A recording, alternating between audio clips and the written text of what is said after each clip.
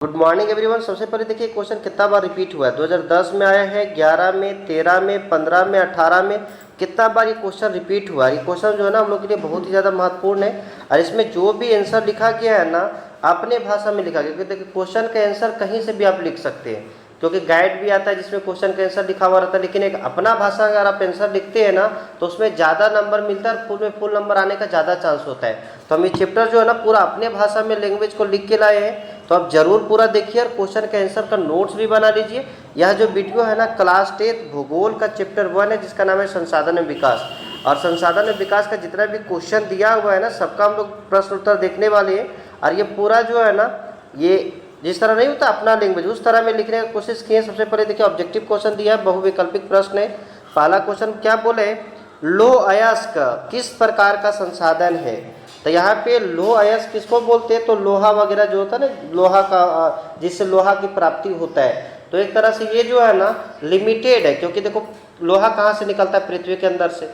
और जितना लोहा पृथ्वी के अंदर से निकल गया और सब लोहा को अगर हम बाहर निकाल दें तो फिर से निकलेगा नहीं, क्योंकि ये पृथ्वी के अंदर जितना लोहा था हम बाहर निकाल दिए। तो एक तरह से ये जो है ना खत्म हो जाएगा, क्योंकि जितना लोहा निकला अब मान के चलो ये लोहा यूज हो गया, घर में बना दिए, गाड़ी बना दिए। धीरे धीरे गाड़ी क्या होता है, बेकार हो जाता है, टूट फूट जाता है। तो ये लोहा जो है ना मान के चलो खत्म हो गया। तो जो खत्म हो जाता है उसको अनवीकरणीय संसाधन बोलते हैं। जो कभी खत्म नहीं बोलते उसको होता है उसको अनवीकरणीय नहीं नवीकरणीय बोलते हैं। जैसे पानी हो गया, पानी कभी खत्म नहीं हुआ, हवा हो गया कभी खत्म नहीं होगा, तो उसे नवीकरणीय बोलते हैं, जो हमेशा बनते रहता है। लेकिन लौह अयस्क जो है ना ये लिमिटेड है, एक बार जितना बन गया है उतना अगर हम निकाल के यूज कर ले तो खत्म हो सकता है, तो उसे अनवीकरणीय संसाधन कहते हैं। तो कौन सा हो जाएगा, ऑप्शन नंबर डी। अगला क्वेश्चन देखिए, ज्वारीय ऊर्जा। ज्वारीय ऊर्जा किसको बोलते हैं, तो ये जो समुद्र होता है ना, समुद्र में जो पानी ऊपर उठता है उसी को ज्वार बोलते हैं। और ये पानी ऊपर उठता है तो यहाँ पे मान के चलो किनारे में एक बांध बना दिया जाता है और यहाँ पे ये बांध से जो है ना ये भींट से पानी इधर गिरा जाता है, यहाँ पे एक टरबाइन लगा दिया जाता है जिससे बिजली जनरेट होता है। तो ये जो ज्वारीय ऊर्जा है ना एक तरह से नवीकरणीय है। और ये जो है ना क्या होता है कि हमेशा ये बनते रहेगा, क्योंकि ज्वार जो है ना हमेशा उठते रहता है। और नवीकरणीय को पुनः पूर्ति योग, मतलब पुनः इसका हम उपयोग कर सकते हैं। तो क्या हो जाएगा, पुनः पूर्ति योग संसाधन हो जाएगा। अगला क्वेश्चन है, पंजाब में भूमि निम्नीकरण का निम्नलिखित में से कौन सा मुख्य कारण है। देखो पंजाब में सबसे अधिक खेती होता है और जहाँ पे ज़्यादा खेती होता है ना वहाँ पे सिंचाई खूब ज़्यादा होता है। तो पंजाब में अगर पूछा जा रहा है कि भूमि निम्नीकरण का मुख्य कारण क्या है, तो सिंचाई। क्या हो जाएगा, सिंचाई। अधिक सिंचाई करने से भूमि खराब हो रहा है वहाँ पे। अगला क्वेश्चन पूछा है, निम्नलिखित में किस प्रांत में सीढ़ीदार या सोपान कृषि होती है। सीढ़ीदार या सोपान कृषि पहाड़ी क्षेत्र में होता है। जैसे ये पहाड़ी क्षेत्र हो गया ना, यहाँ पे ऐसे अगर खेती करेंगे तो नहीं होगा, तो यहाँ पे सीढ़ी बना दिया जाता है इस तरह से, जैसे पहाड़ को काट के इसे सीढ़ी बना दिया जाता है। तो यहाँ पे फसल लगाया जाता है, क्योंकि जानते हैं हम यहाँ से पानी गिरेगा ना, अगर मान के चलो यहाँ ऊपर से पानी गिरा तो कुछ देर तक यहाँ पे ठहरेगा, है कि नहीं। तो यहाँ पे हम खेती कर सकते हैं। तो ये जो पहाड़ी एरिया कहाँ पे होगा, तो जो हिमाचल प्रदेश तरफ होगा, है कि नहीं। तो यहाँ पे देखो हरियाणा ये मैदानी भाग है, पंजाब मैदानी भाग है, उत्तर प्रदेश मैदानी भाग है, ये उत्तराखंड जो है ना हिमालय पर्वत है। तो कौन सा राज्य हो जाएगा, उत्तराखंड। अगला, इनमें से किस राज्य में काली मृदा मुख्य रूप से पाई जाती है। तो काली मृदा मुख्य रूप से जो है ना महाराष्ट्र में पाई जाती है। इसका पूरा का पूरा जो है ना ऑब्जेक्टिव हम देख चुके हैं, ऑब्जेक्टिव क्वेश्चन और टोटल 50 ऑब्जेक्टिव हम इसका डाल चुके हैं। अगर आप वो वीडियो नहीं देखेंगे तो ज़रूर जाके देख लीजिएगा, क्योंकि उतना ऑब्जेक्टिव अगर पढ़ लेते हैं तो एक भी ऑब्जेक्टिव आपका बाहर नहीं देगा, उसी के अंदर से आएगा। अगर आप सीरियसली तैयारी करना चाहते हैं तो ज़रूर जाके देख लीजिएगा। इसके अलावा जितना भी चैप्टर का एक्सप्लेनेशन है ना सब एक एक वीडियो में डालें, जैसे काली मिट्टी, लाल मिट्टी, जलोढ़ मिट्टी, सब हम एक्सप्लेन करके डाल चुके। नहीं देखेंगे तो ज़रूर जाके देख लीजिएगा। एक बेहतरीन तैयारी यहाँ पे 10th क्लास 7 से लेकर के 12th क्लास तक की कराई जाएगी। तो आप चैनल को सब्सक्राइब जरूर कर लीजिएगा। अब देखिए क्वेश्चन आंसर स्टार्ट होते हैं और यहाँ पे सबसे पहले जो है ना शॉर्ट टाइप से जो क्वेश्चन आता है 2 नंबर में जो है ना उस तरह का क्वेश्चन पूछा है। देखो पहला क्वेश्चन क्या पूछा है, निम्नलिखित प्रश्नों का उत्तर लगभग 30 शब्दों में दीजिए। कितना शब्दों में देना है, 30 शब्दों में। देखो पहला क्वेश्चन क्या बोला है, 3 राज्यों के नाम बताए जहां काली मृदा पाई जाती है, इस पर मुख्य रूप से कौन सी फसल उगाई जाती है। तो काली मृदा सबसे पहले कहाँ पाई जाती है ये समझिए। तो ये जो आपका भारत का मैप दिख रहा होगा ना, तो इस रीजन में मेनली काली मृदा पाई जाती है कि नहीं। और यहाँ पे हम लोग जानते हैं कौन कौन सा राज्य है। तो यहाँ पे अगर देखिए ना तो ये कौन सा राज्य है, ये राज्य है गुजरात, है कि नहीं। तो यहाँ गुजरात नहीं, ये गुजरात तो ये हो गया, ये कौन सा महाराष्ट्र है। तो महाराष्ट्र, ये कर्नाटक इधर वाला जो आसपास वाला रीजन है ना, वहीं पे कौन सा मृदा पाई जाती है? काली मृदा। काली मृदा में मुख्य रूप से जो है ना कपास की खेती होता है, इसीलिए काली मृदा को काली कपासी मृदा भी कहा जाता है। तो यही इसका आंसर लिखा गया होगा। देखो क्या लिखे, भारत में मुख्य रूप से काली मृदा कहाँ कहाँ पाया जाता है? महाराष्ट्र, सौराष्ट्र, मध्य प्रदेश एवं छत्तीसगढ़, है कि नहीं। सौराष्ट्र कहाँ पे है? तो ये जो गुजरात है ना, गुजरात को जो रीजन है ये नीचे वाला, इसको सौराष्ट्र बोला जाता है कि नहीं। तो महाराष्ट्र सबसे पहले बोला था 3 राज्य, तो ये महाराष्ट्र हो गया, मध्य प्रदेश हो गया, छत्तीसगढ़, ये राज्यों में पाई जाती है। और इस मिट्टी का रंग कैसा होता है? काला होता है, इसीलिए इसको क्या बोलते हैं? काली मिट्टी भी बोलते हैं, क्योंकि रंग इसका क्या है? काला है। काला होने के कारण इसका रंग काला होने के कारण इसे क्या बोलते हैं? काली मिट्टी कहते हैं। इस मिट्टी में मुख्य रूप से कपास की खेती होता है। ये भी पूछा था ना कि मुख्य रूप से किस चीज़ का खेती होता है? तो कपास की खेती होता है, जिसके कारण इस मिट्टी को क्या बोलते हैं? काली कपासी मिट्टी भी कहा जाता है। देखो कितना अच्छा आंसर इसका लिखा गया है। सबसे पहले पूछा था 3 राज्य बताओ, तो 3 राज्य का नाम हो गया कि इस मिट्टी में कौन सी खेती ज़्यादा होता है? तो यहाँ पे लिख दिया ना, इस मिट्टी में कपास की खेती ज़्यादा होती है कि नहीं। अगला देखो, अगला क्वेश्चन है, पूर्वी तट के नदी डेल्टाओं पर, ये पूर्वी तट किसको बोलते हैं इसको समझिए। ये जो भारत है ना, भारत का ये तट जो है ना पूर्वी तट है, ये पूर्वी तट। पूर्वी तट के नदी डेल्टाओं में किस प्रकार की मिट्टी पाई जाती है? तो यहाँ पे देखो, ये नदी के द्वारा ये मिट्टी लाया गया है, और हम लोग जानते हैं जो नदी के द्वारा जो मिट्टी लाया जाता है उसको जलोढ़ मिट्टी कहते हैं। तो सबसे पहले यहाँ पे किस प्रकार की मिट्टी पाई जाती है? तो ये जलोढ़ मिट्टी, ठीक। इस प्रकार की मृदा का 3 मुख्य विशेषता बताओ। ये इस प्रकार का जो मृदा होता है ना, का 3 मुख्य विशेषता बताओ कि इस मिट्टी की क्या विशेषता है। तो सबसे पहले देखो यहाँ पे लिखा गया है कि पूर्वी तट की नदी डेल्टाओं पर जलोढ़ मृदा पाई जाती है। इस मृदा का 3 प्रमुख विशेषता निम्नलिखित है। पहला विशेषता क्या होता है? देखो जलोढ़ मृदा जो है ना बहुत ज़्यादा उपजाऊ होता है। क्यों उपजाऊ होता है? क्योंकि देखो जलोढ़ मृदा जो है ना जल के द्वारा बनाया जाता है, और जल करता क्या है कि अपने साथ जो है ना ये मिट्टी का ऊपरी परत लेके आता है, क्योंकि जब पानी पड़ता है ना तो ऊपर वाला परत जो है ना, ऊपर वाला परत यही बहा करके लाता है। और मिट्टी का जो फर्टिलिटी होता है ना ऊपर वाला परत पे ही होता है। जैसे ये मिट्टी का ऊपर वाला परत जो उपजाऊपन था ना, वही मिट्टी लेके आई और यहाँ पे बिछा दी, यहाँ पे छोड़ दी। तो यहाँ पे जो है ना ये मिट्टी जो बहा के लाती है ना, उपजाऊ मिट्टी लाती है, इसीलिए इसका क्या होता है? ये बहुत ज़्यादा उपजाऊ होता है। दूसरा बात लिखा गया है कि जलोढ़ मृदा वाले क्षेत्रों में गहन कृषि होती है। देखो यहाँ पे जो है ना जगह मिट्टी अच्छा है तो खेती बहुत अच्छा होगा, और खेती ज़्यादा होगा तो वहाँ पे ज़्यादा लोग रहेंगे। ये दूसरा विशेषता हो गया कि जलोढ़ मृदा वाले क्षेत्रों में गहन कृषि होती है, जिस कारण से वहाँ जनसंख्या क्या होता है? अधिक होता है। तीसरा बात है कि जलोढ़ मृदा मुख्य रूप से चावल, गेहूँ, गन्ना तथा दलहन फसलों का उत्पादन अधिक होता है। देखो ये सब फसल ज़्यादा होता है, ऐसा नहीं कि इतना ही फसल होता है, मतलब ये सब ज़्यादा होता है। इसके अलावा कोई भी फसल वहाँ पे उगा सकते हो क्योंकि मिट्टी बहुत अच्छा है कि नहीं। अगला देखो, ये क्वेश्चन तो सबसे ज़्यादा बार पूछा है। देखो कितना बार पूछा है? 1 2 3 4 5 बार रिपीट हुआ है। ये क्वेश्चन को जरूर आप देख लीजिए, और एक बार अगर इसको देखते हैं ना तो अपने आंसर याद हो जाएगा। देखो क्या बोले कि पहाड़ी क्षेत्रों में, पहाड़ी क्षेत्र जो होता है, ऐसे पहाड़ी जो क्षेत्र होता है वहाँ पे मृदा अपरदन, मृदा मतलब मिट्टी जो बह के भाग रहा है, उसको रोकने के लिए अब क्या क्या कदम उठाना चाहिए, क्या क्या कदम उठा सकते हैं अब। तो सबसे पहले देखो, ये अगर यहाँ पे खेती करेंगे तो खेती नहीं होगा, क्योंकि स्लोप बहुत ज़्यादा है। यहाँ पे पानी पड़ेगा ना तो ये बह के पानी कहाँ चला जाएगा? नीचे चला जाएगा, है कि नहीं। तो यहाँ पे आप किस किस तरह का उपाय कर सकते हैं, ये बात पूछा है। तो सबसे पहले देखो यहाँ पे जो है ना पहला उपाय है कि सोपान तथा सीढ़ीदार कृषि कर सकते हैं। यहाँ पे तो वही चीज़ लिखा गया ना, देखो सिंपल भाषा में लिखा गया है कि पहाड़ी क्षेत्रों में मृदा अपरदन की रोकथाम के लिए निम्नलिखित कदम उठाई जानी चाहिए। पहला है सोपान तथा सीढ़ीदार कृषि। देखो जैसे सोपान तथा सीढ़ीदार कृषि किसको बोलते हैं? ये हो गया क्या? पर्वत। यहाँ पे जो है ना सोपान मतलब सीढ़ीदार, ऐसे ऐसे करके जो है ना सीढ़ी बना देंगे और खेती करेंगे। इससे क्या होगा कि जल जैसे ऐसे बहेगा ना, जल जैसे ऐसे आया तब कुछ दूर यहाँ पे धीरे धीरे उतरेगा, यहाँ ठहरेगा, है कि नहीं, यहाँ पे ठहरेगा तो जल का स्पीड क्या हो जाएगा? धीमी हो जाएगा। यहाँ पे जो है ना मृदा पर ज़्यादा नहीं होगा, मिट्टी ज़्यादा बह के नहीं जाएगा, और स्लोप रहेगा ना तो कहीं रुकेगा नहीं, पूरा स्पीड बढ़ते जाएगा पानी का, है कि नहीं। जैसे इस तरह में आप उतरते हैं सीढ़ी में तो आप धीरे धीरे उतरिएगा, और इस तरह में जो है ना धीरे उतरना चाहिएगा, तब भी ज़्यादा थोड़ा सा स्पीड बढ़ जाता है, क्योंकि रुकने का साधन नहीं मिलता है कि नहीं। तो यहाँ पे यदि रुकेगा मिट्टी तो मिट्टी कम कटेगा, कम बहेगा, और रुकेगा नहीं तो ज़्यादा बहेगा, है कि नहीं। तो यहाँ पे वही बात लिखा हुआ है कि पहाड़ी क्षेत्रों में सीढ़ीदार खेती करने से क्या होता है? जल की बहाव धीमी होती है, जिससे कारण मृदा अपरदन कम होता है। तो पहला तरीका हो गया। दूसरा है रक्षक मेखला। रक्षक मेखला किसको बोलते हैं? जैसे ये खेत हो गया, ठीक, या पहाड़ हो गया, यहाँ पे जो है ना पूरा पेड़ लगा देना चाहिए। पेड़ लगा देने से क्या होता है कि जैसे ये पर्वत है, ये पहाड़, यहाँ पे पूरा पेड़ लगा हुआ है। अब पेड़ लगा हुआ से क्या होता है कि जल जाता है ना, तो पेड़ का जड़ जो है ना मिट्टी को पकड़ के रखता है, और ये केवल जल जाता है क्योंकि जड़ जो है ना पूरा मिट्टी को पकड़ के रखा है, तो मिट्टी ज़्यादा बह के नहीं भागता है। तो इसी को बोलते हैं रक्षक मेखला, मतलब पेड़ यहाँ पे ज़्यादा लगाना चाहिए, उससे क्या हो जाएगा कि मिट्टी बचा रहेगा। तो पेड़ों की कतार में लगाने से क्या होता है, मृदा अपरदन कम होता है। और तीसरा है अति पशुचारण पर नियंत्रण। अति पशुचारण मतलब क्या होता है, जैसे मान के चलो पर्वत है, और ये पर्वत पे हम खूब ज़्यादा जानवर को ले जाके चराएंगे, तो क्या होगा कि जो घास है ना पहाड़ पे, घास को जानवर सब क्या करेंगे, नोच लेगा। जानवर का एक विशेषता होता है कि ये जो घास को चरता है ना, घास को चरता है वो पूरा जड़ सहित उखाड़ लेता है। जड़ को उखाड़ने से क्या होता है, ये पूरा जो है ना ज़मीन बाहर आ जाता है, क्योंकि घास पूरा नोच लिया गया है। तो यहाँ पे जो पानी है ना, ये पानी बहेगा तो पूरी ये मिट्टी बहा के लेके भाग जाएगा, है कि नहीं।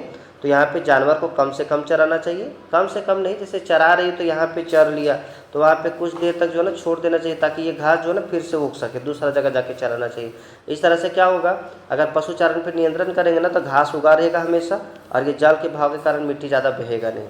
तो तीसरा है अति पशुचारण पर नियंत्रण। अगर पशुचारण पर नियंत्रण करेंगे ना, तब भी पहाड़ी क्षेत्रों में क्या होगा, ये मृदा अपरदन को नियंत्रित किया जा सकता है। वही बात लिखा गया है कि पहाड़ी क्षेत्रों में अति पशुचारण पर नियंत्रण करनी चाहिए, जिससे मृदा अपरदन क्या होता है, कम हो सके। अगला क्वेश्चन हम लोग देखते हैं। अगला क्वेश्चन क्या बोला कि 2010 में पूछा है कि नहीं। पूरा का पूरा अपना लैंग्वेज में लिखा गया है। आप चैनल को सब्सक्राइब जरूर कर लीजिएगा। इसके अलावा आप यन वीडियो को भी इस चैनल पे देख सकते हैं, सब अपलोड किया हुआ है। धीरे धीरे पूरा सिलेबस जो है ना अपलोड होगा। आज फर्स्ट चैप्टर का हम लोग क्वेश्चन आंसर देख रहे हैं, अगला बार सेकेंड चैप्टर को देखेंगे, है कि नहीं। इसके अलावा मैप वर्क में जितना भी दिया है सब हम लोग देखेंगे, और एक्सप्लेन जो है ना बहुत ही आम भाषा में, जिसमें आप लोग समझ सके, संतुष्ट हो सके, उसी भाषा में हम करने का कोशिश करेंगे। और सबसे थोड़ा सा हट के करने का, ताकि तो आप लोग को जो है ना अच्छा से समझ में आ सके। तो अपने दोस्तों के पास भी शेयर ज़रूर कर लीजिएगा, ताकि मेरा भी थोड़ा सा मोटिवेशन बना रहे और हम ज़्यादा से ज़्यादा वीडियो देने का कोशिश करें, है कि नहीं। तो ज़रूर सब्सक्राइब कर लीजिएगा, दोस्तों के पास भी शेयर कर लीजिएगा। अगला है जैव और अजैव। जैव किसको बोलते हैं, जैव मतलब जो जीवित होता है। जैव किसको बोलते हैं, जो जीवित होता है। अजैव किसको बोलते हैं, जो जीवित नहीं होता है। तो जैव और अजैव संसाधन क्या होते हैं, कुछ उदाहरण लिखिए, है कि नहीं।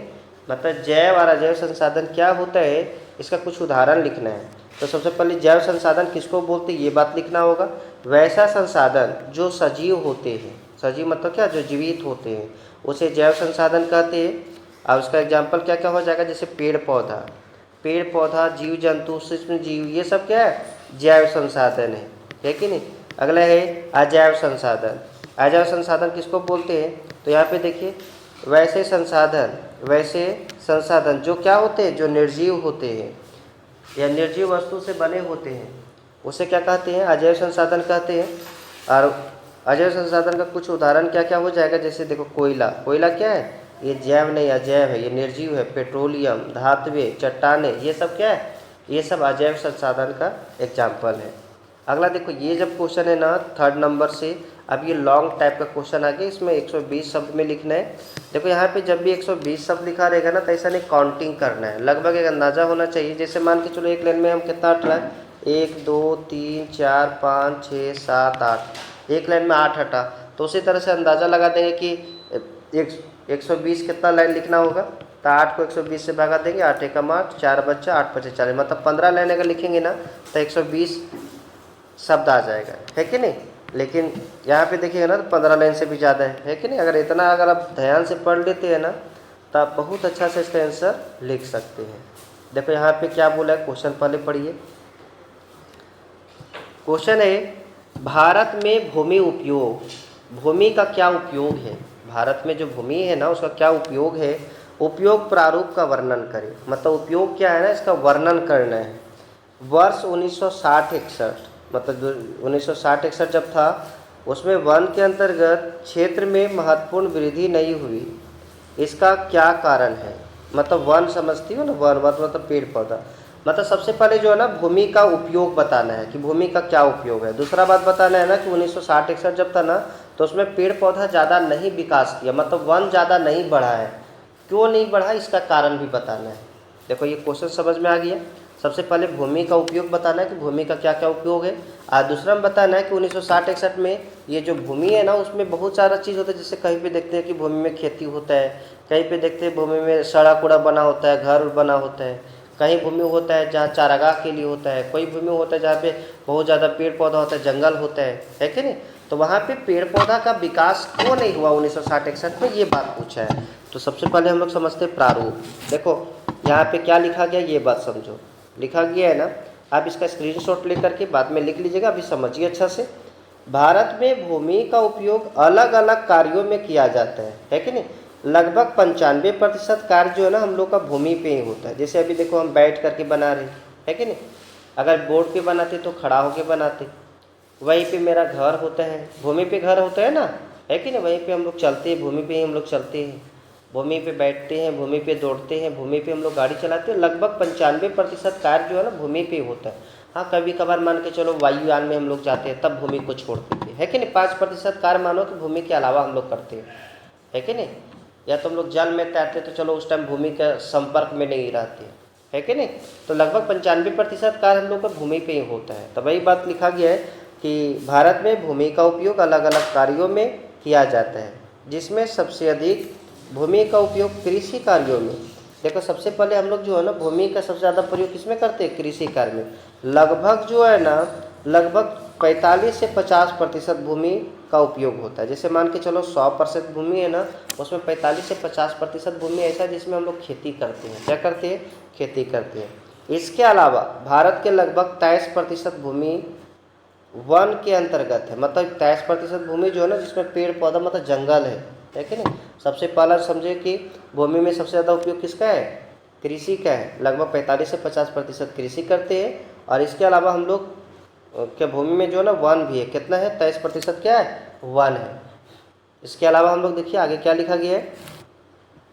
कुछ भूमि कृषि के लिए अनुपलब्ध है, मतलब जिसमें हम लोग खेती नहीं कर पाएंगे क्योंकि वो बंजर है। बंजर मतलब जिसमें फर्टिलिटी जैसे ख़त्म हो गया, जो मरुस्थलीय इलाका है, या जो जिसमें फर्टिलिटी बिल्कुल कम है, बालू वाला इलाका है, वहाँ पे हम लोग खेती नहीं कर सकते। या तो जहाँ पे हम लोग सड़क बना दिए हैं, जहाँ पे फैक्ट्री लगा दिए हैं, जहाँ पे हम लोग भवन बना दिए, जहाँ पे इमारत बना दिए, वहाँ पे हम लोग खेती नहीं कर सकते हैं। वही लिखा गया है कि कुछ भूमि जो है ना वो कृषि के लिए अनुपलब्ध है क्योंकि वह भूमि गैर कृषि कार्यों में प्रयुक्त हो गई है। गैर कृषि कार्य मतलब जैसे सड़क बन गया है, भवन बन गया, वो गैर कृषि कार्य में प्रयुक्त हो गया है। जैसे सड़क, इमारत, उद्योग का निर्माण हुआ है। इसके अलावा कुछ भूमि पड़ती है तथा कुछ क्या है, बंजर है कि नहीं। इसके अलावा कुछ भूमि अस्थाई चारागाह। अस्थाई चारागाह मतलब क्या होता है, जहाँ पे हमेशा के लिए मवेशियों को चराने के लिए प्रयोग करता है कि नहीं। कुछ कुछ भूमि ऐसा होता है गांव में, देखा आप लोग जानते होंगे कि हमेशा वहाँ पे जो है ना चराने के लिए लोग जानवर को ले जाते हैं, मवेशी को चराने के लिए ले जाते हैं। तो ये सब जो है ना भूमि का उपयोग का प्रारूप है कि नहीं। चारागाह है एवं विविध प्रकार के वृक्षों को लगाया गया है। जैसे आप लोग बगीचा नाम सुने होंगे, वहाँ पे देखते होंगे अलग अलग प्रकार के पेड़ पौधा लगाया गया है। तो ये सब जो है ना भूमि का उपयोग है। भूमि का इतना चीज़ भूमि में हम लोग करते हैं। उसके बाद बोला था ना कि ये जो भूमि 1960-61 में जो है ना वन में क्यों नहीं वृद्धि हुआ, ये क्वेश्चन भी पूछा था। अब यहाँ पे आते हैं कि 1960-61 में वन के अंतर्गत क्षेत्रों में वृद्धि तो हुई, मतलब वृद्धि तो हुई थी लेकिन ज़्यादा नहीं हुई थी। ज़्यादा क्यों नहीं हुई थी, इसका कारण बताना है। भूमि तो वृद्धि हुई, वन तो वृद्धि हुई, लेकिन यह वृद्धि मामूली है। मामूली मतलब बहुत कम, क्योंकि राष्ट्रीय वन नीति 1952, देखो राष्ट्रीय वन नीति कब आया था, 1952। इसमें कहा गया था ना कि कोई भी देश हो या राज्य हो उसमें 33% वन होना चाहिए। तभी लिखा गया क्योंकि राष्ट्रीय वन नीति 1952 के अनुसार 33% भूमि पर वन होनी चाहिए। किंतु भारत में बढ़ती जनसंख्या, देखो भारत में जनसंख्या देखा जाता है ना तो बहुत ज़्यादा जनसंख्या बढ़ते जा रहा है कि नहीं। भारत धीरे धीरे जो है ना जनसंख्या की दृष्टि से 1 नंबर पे आ गया है कि नहीं। चीन पहला नंबर पे था, लेकिन अभी देखोगे तो भारत का जनसंख्या चीन को छोड़ते हुए आगे आ रहा है। अभी अब बुक अपडेट नहीं किया इसीलिए हम लोग दूसरा नंबर बोल सकते हैं, लेकिन भारत की जनसंख्या धीरे धीरे जो है ना चीन को छोड़ते हुए आगे आ रहा है। तो जनसंख्या ज़्यादा होगी। अब जनसंख्या ज़्यादा हो गया ना तो इसको रिक्वायरमेंट ज़्यादा है, क्योंकि सब्जी ज़्यादा चाहिए, खाद्य पदार्थ ज़्यादा चाहिए ना। तो खाद्य पदार्थ कहाँ पे होगा, ज़मीन पे होगा। पेड़ जहाँ पे था उसको और ज़्यादा काटेंगे हम लोग, है कि नहीं। परिवहन ज़्यादा चाहिए क्योंकि ज़्यादा लोग वहाँ पे गाड़ी चलाएंगे और भीड़ भाड़ होगा, रोड चौड़ा होगा, वहाँ पे भी क्या होगा, पेड़ पौधा कटेगा। इस तरह से क्या हो गया कि बढ़ती जनसंख्या के कारण जो है ना, लोगों की ज़रूरत, बढ़ती जनसंख्या और औद्योगिक विकास के कारण उद्योग का भी बहुत ज़्यादा विकास हो रहा है, जिसके कारण जो है ना वनों का निरंतर क्या हो रहा है, कटाव हो रहा है। वन क्या हो रहा है, निरंतर कट रहा है। लेकिन ये बात बोला कि ये जाए तो अभी तो भी विकास हो रहा है ना, जैसे अभी भी जनसंख्या बढ़ रहा है, अभी भी उद्योग का विकास हो रहा है, तो सर अभी भी तो कम, तो 1960-61 क्यों लिखा गया है? तो देखो 1960-61 में क्या हुआ, तो सो समझो वन के क्षेत्र में अत्यधिक वृद्धि नहीं हुआ। क्योंकि नहीं हुआ, क्योंकि निरंतर जो है ना वो जनसंख्या बढ़ रहा था और औद्योगिक विकास हो रहा था, जिसके कारण वनों का क्या हो रहा था, कटाव हो रहा था। परंतु अत्यधिक वन पर्यावरण को संतुलित करती है। अतः हम लोग जानते हैं कि ये जो है ना, और देखो 1960-61 में इसीलिए नहीं हुआ ना कि 1960-61 में एक समझे हुए यहाँ पे क्रांति आया था जिसको हरित क्रांति कहते हैं। हरित क्रांति किसको बोलते हैं? उस समय क्या हुआ था कि खाद्य पदार्थों की बहुत ज़्यादा वृद्धि हो गया था। जैसे पंजाब हरियाणा में देखिएगा ना, तो बहुत ज़्यादा गेहूँ चावल का उत्पादन होने लगा था, जिसके कारण जो है ना खाद्य पदार्थ पे ज़्यादा ध्यान दिया गया था और ये वन पे ज़्यादा ध्यान नहीं दिया गया, इसीलिए वन का विकास कम हुआ था। इसके अलावा हम लोग ये भी बात जानते हैं ना कि अगर वन ज़्यादा अच्छा होगा ना, तो पर्यावरण क्या होगा, संतुलित रहेगा। पर्यावरण संतुलित रहेगा, मृदा अपरदन कम होगा, है कि नहीं? पेड़ पौधा ज़्यादा रहेगा, तो हम लोग अभी ऊपर भी देखिए ना कि पेड़ पौधा मिट्टी को पकड़ के रखता है, तो मृदा अपरदन भी कम होगा। इसलिए अधिक से अधिक क्या होना चाहिए, वृक्ष को लगाना चाहिए और वन को प्रतिशत को क्या करना चाहिए, बढ़ाना चाहिए, है कि नहीं?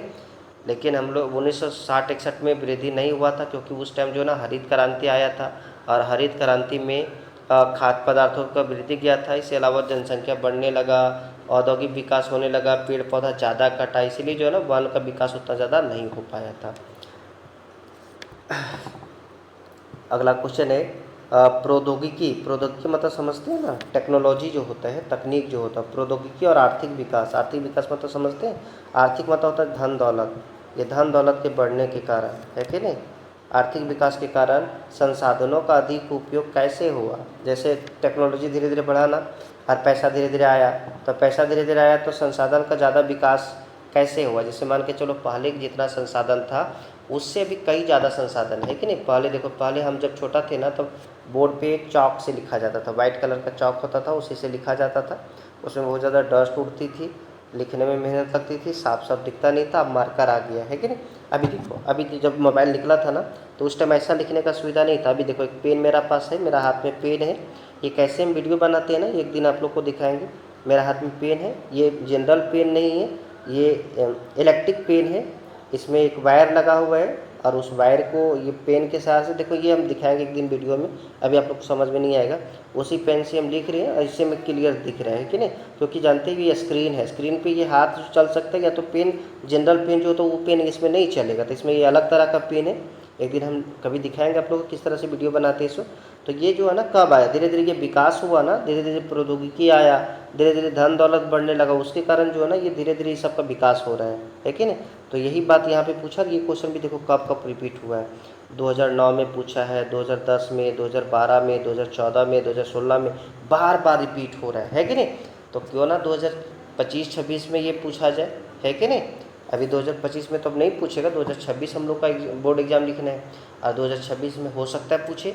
इसके अलावा इस चैप्टर से और भी महत्वपूर्ण क्वेश्चन बनते हैं। अगर आप चैप्टर का एक्सप्लेनेशन देखिएगा ना, तो जितना भी महत्वपूर्ण क्वेश्चन बनता है सब क्वेश्चन आप बना सकते हैं इजीली, है कि नहीं? तब जरूर जाके देख लीजिएगा। ऑब्जेक्टिव हम 50 डाल चुके हैं। ये क्वेश्चन को हम लोग देखते हैं, तो वही बोला गया है। देखिए क्या लिखा गया इसका सॉल्यूशन। प्रौद्योगिकी और आर्थिक विकास के कारण संसाधनों में अधिक उपयोग होने का निम्नलिखित कारण है।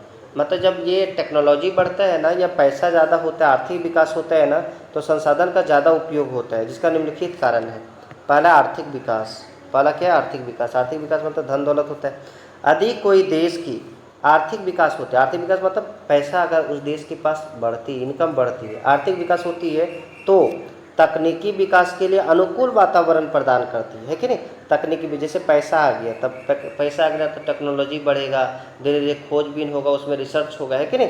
तो वही लिखा गया कि तकनीकी विकास के लिए अनुकूल, अनुकूल मतलब तकनीकी विकास में मदद होगी, है कि नहीं? वातावरण प्रदान करेगी, जिसके कारण जो है ना, जैसे उपलब्ध संसाधनों का उपयोग में वृद्धि होगा। जैसे मान के चलो, अभी ये देखो, ये पेन था, है कि नहीं? अब धीरे धीरे जो है ना पैसा अगर आया तो टेक्नोलॉजी बढ़ा, ये पेन जो है ना डिजिटल पेन बन गया। पहले बॉल पेन था, अब डिजिटल पेन बन गया, है कि नहीं?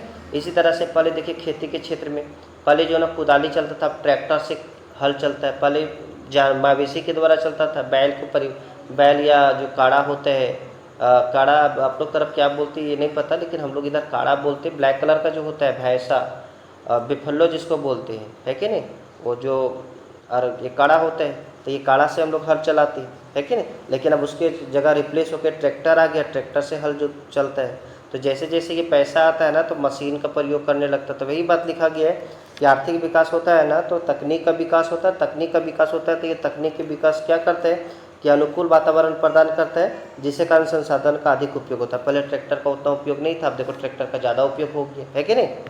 दूसरा बात लिखा हुआ है तकनीकी विकास। अब देखो तकनीक अगर बढ़ जाता है, तकनीक का विकास के कारण आर्थिक विकास संभव हो पाता है। अगर तकनीक, जैसे तकनीक मिला, टेक्नोलॉजी हुआ, मतलब कोई भी बुद्धि टेक्नोलॉजी का खोज हुआ, तो उससे क्या होगा, ज़्यादा पैसा जनरेट कर सकते हैं, है कि नहीं।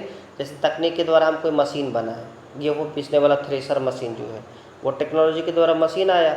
अब मशीन आया तो बोलो उससे पैसा ज़्यादा जनरेट होगा कि कम, ज़्यादा जनरेट होगा। पहले जो पैसा जो मान के चलो हाथ के द्वारा जो गेहूं को झाड़ा जाता था, टाइम ज़्यादा लगता था, है कि नहीं। इसमें बहुत कम टाइम में बहुत ज़्यादा काम हो जाता है। तो इससे क्या होगा, आर्थिक प्रगति होगा, पैसा ज़्यादा कमाएगा, ज़्यादा इनकम होगा, है कि नहीं। वही बात लिखा हुआ कि तकनीकी विकास के कारण जो है ना आर्थिक विकास संभव है, जिसके परिणाम स्वरूप या जिसके फलस्वरूप लोगों की ज़रूरतें बढ़ने लगती है और संसाधनों का उपयोग में वृद्धि होती है। अगला है प्रौद्योगिकी का विकास। देखो प्रौद्योगिकी जैसे बढ़ता है ना, प्रौद्योगिकी विकास से क्या होता है, देखिए टेक्नोलॉजी बढ़ गया तो मशीन और कारखानों का विकास से उत्पादन की गति बढ़ गई। जैसे मान के चलो प्रौद्योगिकी बढ़ा तो टेक्नोलॉजी बढ़ा, तो वहाँ से जो है ना क्या हो गया, मशीन और कारखाना ये दोनों खुलने लगा, और ये दोनों जगह पे क्या होता है, अलग अलग सामान बनने लगा, है कि नहीं। तो वही चीज़ लिखा गया कि विकास के कारण उत्पादन की गति में वृद्धि हुई। जैसे पहले जैसे स्वेटर को बुना जाता था हाथ से, अब जैसे मशीन बन गया स्वेटर बनने वाला, अब स्वेटर ज़्यादा मात्रा में प्रोडक्शन होता है कि नहीं। तो वही चीज़ लिखा गया है कि उत्पादन की गति क्या हो जाती है, बढ़ जाती है, जिसके परिणाम स्वरूप कच्चे माल जैसे कोयला हो गया, पेट्रोल हो गया, लोहा हो गया, मतलब जिससे वो कारखाना चल रहा है उसकी खपत में भी क्या होती है, वृद्धि होती है। वही क्वेश्चन पूछा था कि जैसे ये प्रौद्योगिकी का विकास होता है तो ये संसाधन जो है ना ज़्यादा यूज कैसे होता है। तो देखो प्रौद्योगिकी का विकास हुआ, उससे मशीन कारखाना ज़्यादा लगा, और मशीन पर कारखाना ऐसा थोड़ी हवा से चलेगा, वो जिससे चलता है, जैसे कोयला से चलता है, कच्चा माल जैसे कोयला हो गया, कोई कोयला से चलता है कारखाना, कोई पेट्रोल से चलता है, जिससे चलता है वो, जिससे मान के चलो कोई फैक्ट्री है उसमें गाड़ी बन रही है तो लोहा का रिक्वायरमेंट ज़्यादा चाहिए कि नहीं चाहिए, क्योंकि लोहा यूज करेगा तब ना गाड़ी बनेगा, ऊँट का गाड़ी थोड़ी बनेगा, है कि नहीं। तो ये संसाधन का ज़्यादा उपयोग हो रहा है कि नहीं हो रहा है, तो संसाधन का ज़्यादा उपयोग हो रहा है। तो ये जो था ना टोटल एनसीईआरटी में जितना क्वेश्चन था ना हम लोग एक्सप्लेन कर चुके हैं। अगर आपको वीडियो अच्छा लगा होगा तो सब्सक्राइब जरूर कर लीजिएगा और अपने दोस्तों के पास भी शेयर कर दीजिएगा, और अगला वीडियो का नोटिफिकेशन आपके पास पहुंचता रहे इसके लिए चैनल को सब्सक्राइब जरूर से ज़रूर कर लीजिएगा। तो आज के लिए इतना ही, और अगला किस चैप्टर का क्वेश्चन आंसर चाहिए ये भी आप कमेंट कर सकते हैं। जैसा आपका रिक्वायरमेंट होगा उसी तरह का हम क्वेश्चन आंसर का वीडियो लाते रहेंगे। इसके अलावा जिस तरह का आप लोग को वीडियो चाहिए कमेंट जरूर कीजिएगा, उसी